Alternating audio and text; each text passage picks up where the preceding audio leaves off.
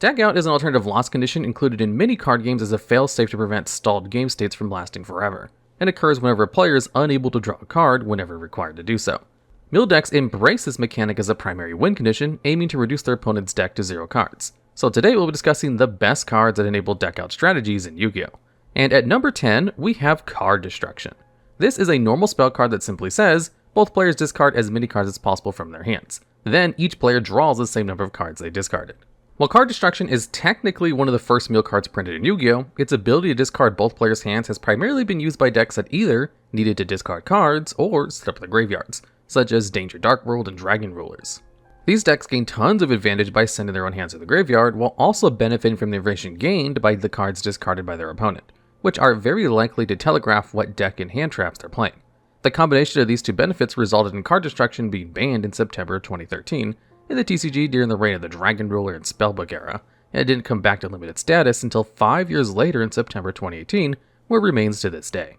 In mill decks, Card Destruction is primarily played alongside other spells like Cup of Ace, One Day of Peace, and Card of Fate, that allows both you and your opponent to draw cards. The draw power provided by these spells allow you to dig through your deck for ways to mill your opponent, while also setting up Card Destruction in order to force your opponent to discard more than 5 cards that they'd usually have on their first turn. This can sometimes let you cycle through up to 20 of your opponent's cards if you fill their hand up enough before activating it, since they'll both discard all the cards they've drawn while also drawing enough cards to replace each of those cards they've discarded. However, the biggest problem with using Card Destruction this way is that in order to set it up, you have to give your opponent a lot of cards in their hand. This means they can easily draw an interruption that might stop your turn in its tracks, such as Ash Blossom and Joy String or Droll and Lockbird, preventing you from either resolving or activating cards for the rest of the turn, depending on what other cards you're relying on to mill your opponent. This situation exemplifies the largest problem with mill strategies in Yu-Gi-Oh! Most mill decks, like other FTK strategies, are incredibly vulnerable to bricking and disruption, and have difficult times going second. Since most decks nowadays can OTK on a whim, if you don't successfully prevent your opponent from getting to their first turn by completely decking them out, it's incredibly likely they'll win on their first turn by putting a lethal board and swinging for a game. In addition to this, if you lose a die roll and have to go second, it's very likely your opponent will set up some sort of interaction they can use to interrupt your already fragile plays.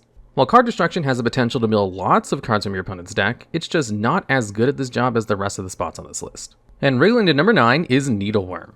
This is a level 2 Earth Insect flip monster with the simple effect of sending the top 5 cards of your opponent's deck to the graveyard upon being flipped face up.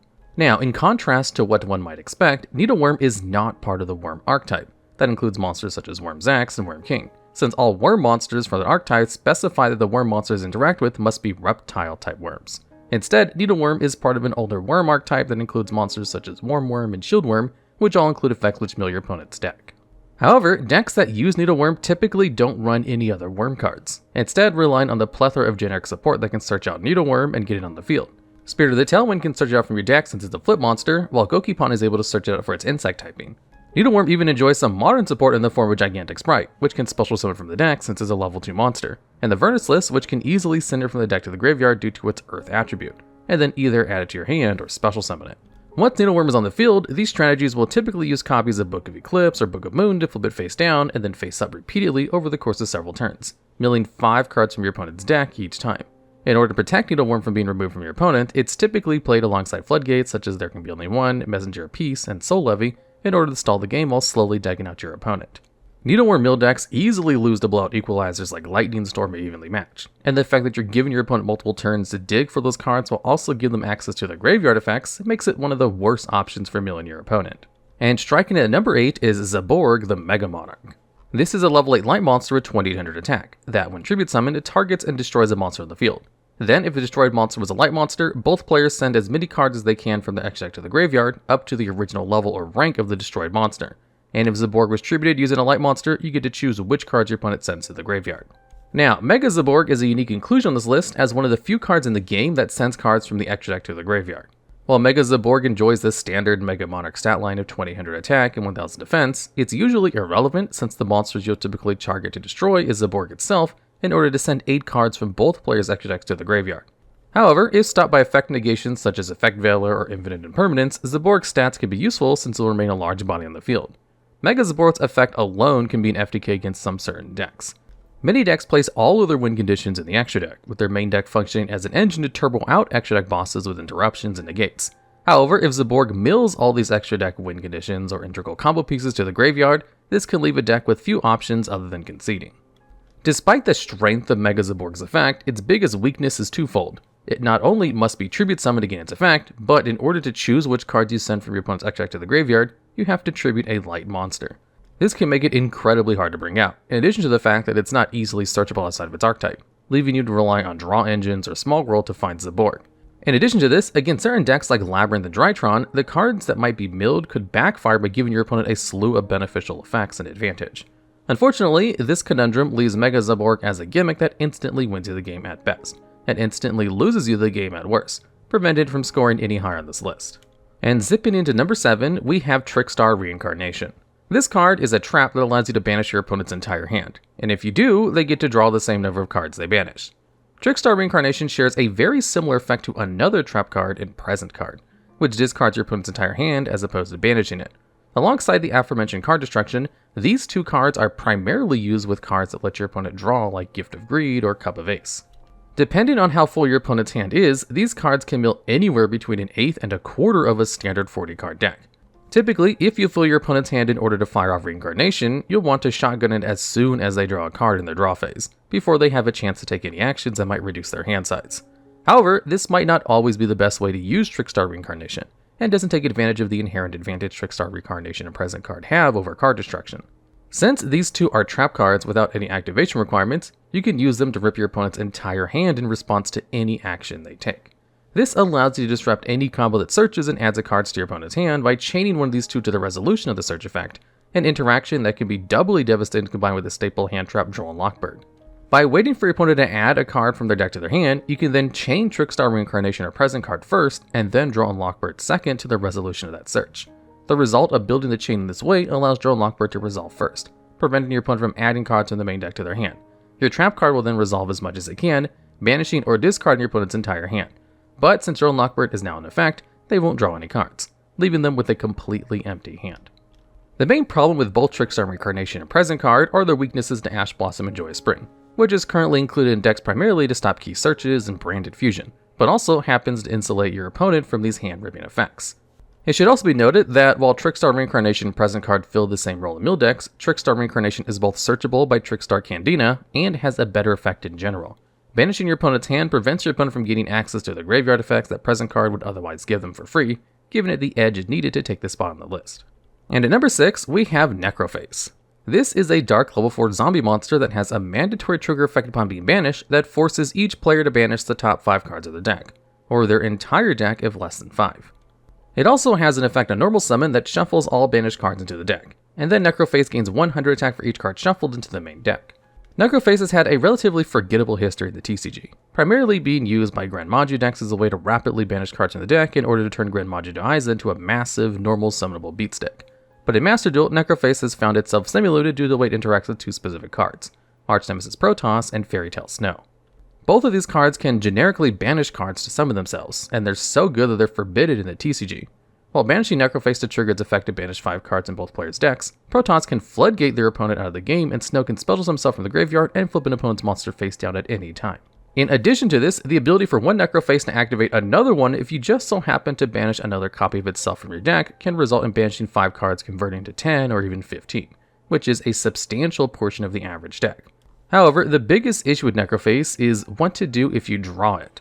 While it can be a great card to banish using Allure of Darkness, if you trigger Necroface by banishing it with Allure before being able to sub yourself, you could be in trouble if you end up banishing something you need, creating a similar dilemma to activating Pot of Desires. However, this could end up even worse than Pot of Desires, since by banishing Necroface before finding your best cards, there's a chance you might accidentally banish another Necroface, which will make you banish another 5 cards since Necroface effect to banish from both players' decks is mandatory, resulting in a high probability of accidentally locking yourself out of the game. And looming over at number 5, we have the Soul Absorbing Bone Tower. This is a zombie effect monster that has 2 effects. First, if you control another zombie monster, your opponent cannot target Soul Absorbing Bone Tower for attacks. And second, if a zombie monster is special summoned, you send the top 2 cards of your opponent's deck to the graveyard. Zombie-type monsters enjoy a plethora of generic support, like Unizombie Mizuki to make special summoning swarms of zombies quite easy. Soul Absorbing Bone Tower takes advantage of support in a unique way, allowing zombie decks to rapidly deck out their opponent through the use of the Mayakashi archetype. Mayakashi FTK is a zombie strategy that aims to deck out their opponent on their first turn and utilizes Soul Absorbing Bone Tower to great effect. The deck centralizes around Daki, the graceful Mayakashi, a level 2 zombie tuner that can special summon itself from the graveyard whenever a Mayakashi monster is summoned. By using Daki to ladder through the various Mayakashi Link and Synchro monsters, Mayakashi can special summon out ludicrous amounts of monsters in a single turn. This is because each extra deck summon results in the summon of 2 monsters. One for the extra deck monster using Daki as material, and another when Daki special summoned itself from the graveyard. If the Mayakashi players get Soul Absorbing Bone Tower in the field before starting their long string of special summons, they can mill your opponent for 4 cards each time they special summon an extra deck Mayakashi, allowing them to easily deck out the average 40 card deck before your opponent can even play the game. This is especially effective in Master Duel if your opponent chains Maxi, netting you an additional card from their deck each time you special summon a monster. However, like most FTK strategies, Mayakashi FTK suffers against a wide variety of hand traps, and is unable to go second against most competent boards. Infinite Impermanence, Ash Blossom and Joy Spring, Ghost Ogre and Snow Rabbit, Ghost Belt Haunted Mansion, DD Crow, and Nibiru the Primal Being can all single-handedly stop the deck by itself, giving it a losing matchup against the main deck staples of every format in recent history. However, when uninterrupted, Mayakashi FTK may be one of the most consistent FTK strategies in the game, netting Soul Absorbing Bone Tower a respectable position on this list. And flipping into number 4 is Morphing Jar. Morphing Jar is an Earth level 2 rock foot monster that, on flip summon, makes both players discard their entire hands and then draw 5 cards. Morphing Jar is one of the oldest cards in the game, and has quite the legacy as a mill card. Its effect is so iconic that it's a namesake of the original mill deck in Yu-Gi-Oh!, Empty Jar. Alongside its retrained Cyber Jar, Empty Jar would use cards such as Book of Moon or Book of Taiyu to repeatedly change Morphing Jar between face-up and face-down defense position. This strategy forces both players to discard and draw large amounts of cards from their deck, both refilling the hand of the Empty Jar player with more spells to continue their combo and rapidly milling their opponent.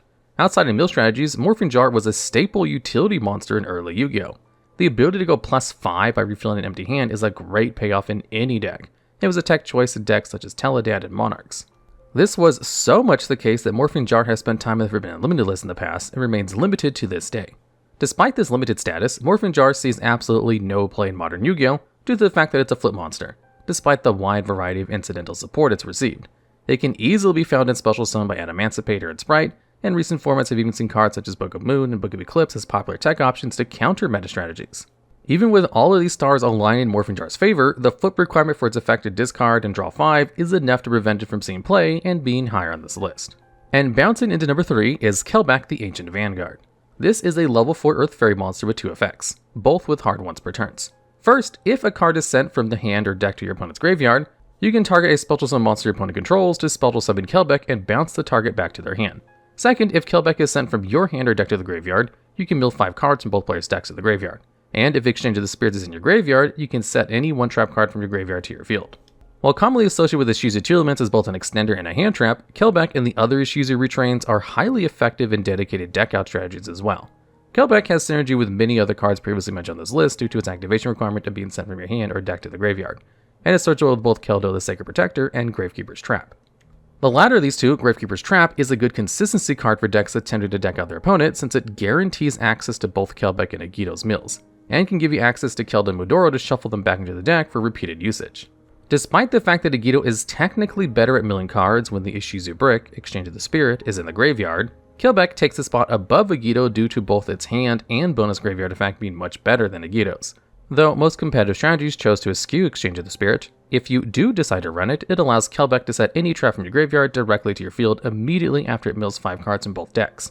This includes powerful counter and continuous traps like Solemn Judgment and Skill Drain respectively, which can enable you to slow down the game and give you the extra turns needed to reach deck out. Kelbek's hand effect to bounce a monster is also live more often than you'd think. Since it triggers upon cards going from your opponent's hand or deck to the grave, it allows it to activate in response to most hand traps and many combo starters like Branded Fusion or Super Heavy Samurai Prodigy Waka Ushi. Overall, Kelbek and the other Ishizu retrains are some of the most effective toolbox mill cards ever printed, but are unable to consistently facilitate a mill strategy by themselves, keeping them from the top 2 spots on this list. Show me the extra, because at number 2, we have number 89, Diablosis the Mind Hacker. Diablosis is a rank 7 Psychic Xyz monster with 3 effects. First, as a soft once per turn, you can detach 1 mid-tier, look at your opponent's extra deck, and banish 1 monster from it face down. Second, at the end of the battle phase, if Diablosis destroys a monster by battle, you can target a card in your opponent's graveyard and banish it face down. Third, as a hard once per turn, if a card your opponent owns and possesses is banished face down while you control Diablosis, you can banish cards from the top of your opponent's deck face down, equal to the number of their cards currently banished face down. Diablosis the Mind Hacker is an integral part of Kashtira's zone locking strategy. enabling the deck to repeatedly activate Kashtira Shangira's effect to lock your opponent's main monster and spell trap zones up to 9 times in a single turn. More importantly, however, face-down banished cards are the hardest cards to interact with in the game, and Diablosis banishes cards face-down in spades. The ability to choose and banish any card from your opponent's extra deck is so powerful that many decks that would only run one copy of engine requirements or boss monsters have begun to run multiple copies of these important cards, simply due to the existence of Diablosis the Mind Hacker and Kashtira Unicorn. In addition to this, since the typical Kashtira combo involves Kashtira Riseheart banishing 3 cards from your opponent's deck face down to trigger Shangira's Zone Lock, Diablosis will often banish 4 cards from your opponent's deck on their first turn, resulting in 8 total cards banished, 7 from your opponent's main deck and 1 from their extra deck. However, on subsequent turns, Diablosis will continue to banish larger and larger quantities of cards from your opponent's deck. With Kashtira also being able to easily trigger this effect to banish more cards on your opponent's turn, losing almost half of your main deck and extra deck monsters before your first turn can be an FTK, depending on what cards were banished, and is one of the main reasons that Kashtira is widely considered the best deck at the time of this video's writing. Diablosis' ability to banish cards from both your opponent's main and extra decks allows Kashtira to whittle down the resources of any deck it faces, giving it an inevitability unmatched by nearly any deck after as little as 2 or 3 turns. While its accessibility in Kashtira demands players to make choices during deck building similar to cards like Nibiru the Primal Being and Ash Blossom and Joyous Spring, the way these decisions manifest is often argued to be unhealthy and toxic for the game. Players are currently faced with the decision between paying for 2 copies of often expensive extra deck requirements for their deck that they would otherwise only need 1 of, or simply instantly losing to Kashtira the moment Diablosis hits the board. This conundrum is compounded by a simple issue of supply and demand, since the price of these important cards is effectively double what they typically would be while players are doubling up on them, all because of Diablosis. This led to a wide outcry for Diablosis to be banned, and it finally was in the June 2023 TCG ban list. And stacking up to number 1 are the Runick Quick Play spells. All of the Runick Quick Play spells come with 2 effects. First, each spell comes with their own unique effect. In a vacuum, the best of these effects is the monster negation of Runick Freezing Curses, with the spell trap destruction of Runick Destruction and monster destruction of Runick Flashing Fire tying in a close second. Then, after using their unique effect, each Runick Quick Play spell will banish a certain number of cards from the top of your opponent's deck face up. The amount of cards banished depends on the spell, with the Runick Smiting Storm being able to banish the most cards in a single activation. However, instead of activating a Runick spell's unique effect, you can instead use any Runick Quick Play as an instant fusion for any Runick fusion monster, provided you can summon that monster to an extra monster zone. Then, to top it all off, if you control the Runick Field spell, you can activate Runick Quick Play spells from your hand during your opponent's turn, mirroring the way instants function in Magic the Gathering. Similarly to the previously mentioned Necroface, one of the best parts about Runick's mill strategy is that it banishes your opponent's cards as opposed to sending them to the graveyard, preventing your opponent from accessing any powerful graveyard effects they might have. While it's not impossible to recover banished cards, most decks will struggle to do so unless using banished cards is already part of their regular game plan.